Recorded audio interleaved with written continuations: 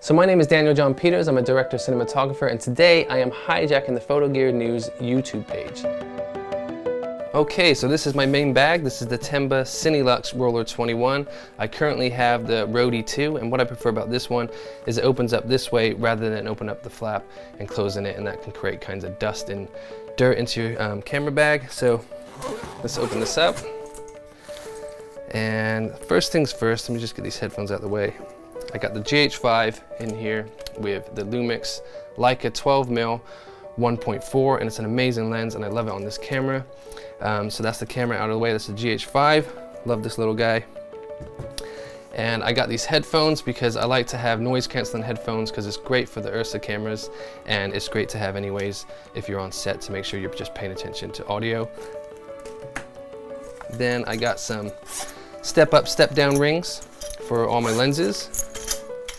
And the filters I use with those step up, step down rings are the Format High-Tech IR&D filters. I use these because the Ursa Mini cameras need it, and they look great on the GH5 anyways. The GH5 doesn't need IR&D, but they look great on that camera. And I use a 2 stops, a 4 stops, and an 8 stops. And most of the time I stack the 2 stops on the 4 stops to give it 6, and that gets me most of the shots that I need. The ones that I buy are the biggest lenses that I have for the thread on the front, so I buy 77mm and I just use step down rings so I don't have to buy different ND for different lenses. A lot of people like to use variable ND filters. I used to use them a lot as well, but I like to use straight NDs because I like my image to be really clear and I don't want any color shift. If you got good lenses, you don't want to throw cheap ND on. Next up, I got my F&V light because you never know when you need an extra bit of kick when you're on set, if you're outside or indoors. And it's the Z180S, so this is bicolor, so daylight and tungsten. And speaking of color temperatures, any cameras that don't shoot RAW, like your A7S, GH5, A6300, or if you're shooting ProRes on the Canon cameras, Blackmagic cameras, this app is really good to use to make sure you know your color temperature, because I don't like using auto white balance, and I find it's pretty accurate. Got my handy little blower for any dust and things to get off your lenses and gear. Handy little Manfrotto tripod. This is good for low angle shots because even if you are using a GH5, sometimes your tripod can't get as low as you want, so these are good to have. Plus, it's good for the odd selfie now and then for your vlogging. Next up is this amazing little guy, the Lumix Leica 42.5 1.2. Amazing lens, amazing bokeh, and because of the OIS and with the GH5, you get some buttery smooth footage out of that, just handheld, which is great. So the other lenses that I have, which is on the camera right now, is a Sigma Art Series 18-35, which is on the Ursa shooting me right now. Great, amazing lens, had that for years. Then I got a Sigma Art Series 1.4 50mm, and to use that on the GH5, I have, oh, don't forget, always carry business cards with you because you never know when you need it or who you might bump into. So those are always handy to have in your bag.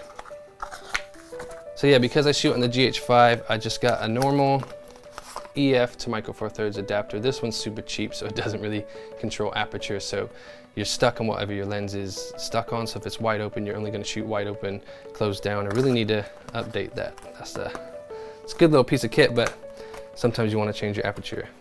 And then I have another cheapy adapter, which is a fake speed booster. So I just found this on Amazon. So that's micro four thirds EF adapter. But as I mentioned, those are only just for quick pickups because I mainly use native glass on this. I used to use the Sigma lenses all the time, but when I found out how good these lenses are, I prefer using these. And in this cool bag, I can't quite remember what this one's called. I think it's the Toolbox 6 by Tenba. So in here, I got all my gadgets in there without it flying around all over the bag. So I can fit a Lumix LX15 for just quick pickup behind the scenes kind of shots. I can just throw that down. I got 2 spare batteries for the GH5. I got my cards in here for the GH5. I have my card reader because you never know when you need that, just in case someone has a laptop that doesn't have the SD slot, because Apple like to mess you around. This little guy, the 20mm, which I shot a lot of stuff on the GH5 with. I got my plug for my battery charger here for the LX15. I got a XLR to mini XLR, just in case I need that on set as well. So I got quite a lot of stuff in this little bag.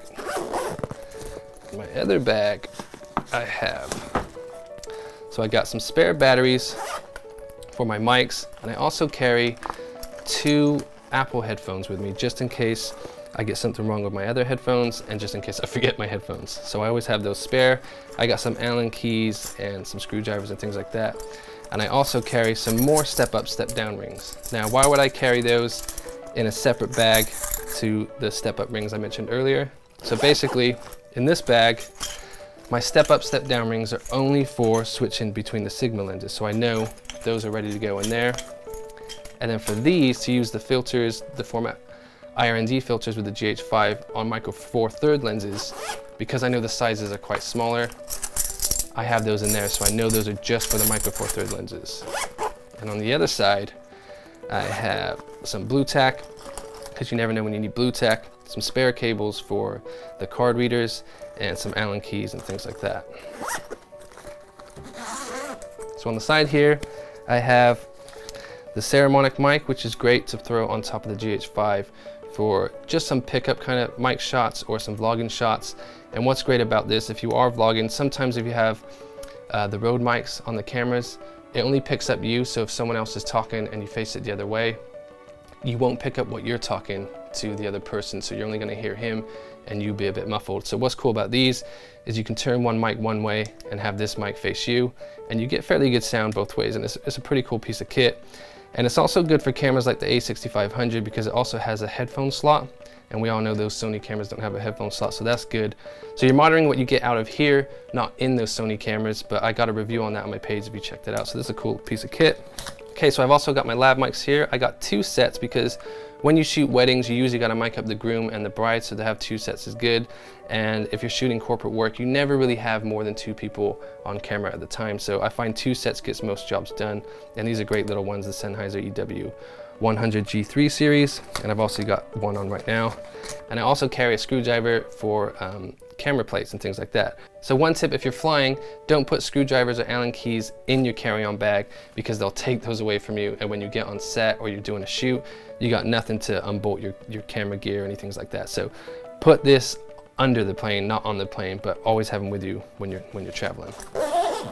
So another tip that I like to do that I'm sure people know is to have the same tripod plates on your camera and your slider. So basically, underneath my slider, I have one tripod plate that slides onto my tripod, and then when I take that off, because I got the same plate on here, I can just slide that onto my tripod nice and easy, and I don't have to unscrew anything, and I'm just always ready to go nice and fast.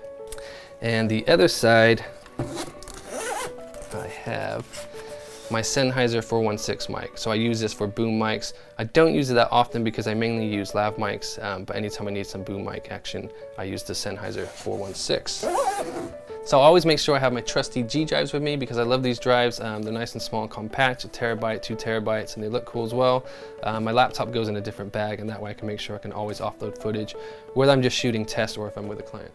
And that's about it in the bag. So you get quite a lot in there, and it's a cool little bag. And what's great about it is, as I said, the way that it opens, and it's also a roller bag, and you can pull out the handle as well. And I much prefer it over my Rode 2, but I love the Rode 2 as well. But yeah, it's a great new bag. Also like the new design, it's pretty cool as well. So I appreciate you guys watching this video, so thanks for watching. Thanks to the Photo Gear News guys for having me on, and if you need any info, I'm sure they'll put it down below. So that's about it, and thanks for watching, and I'll see you guys soon.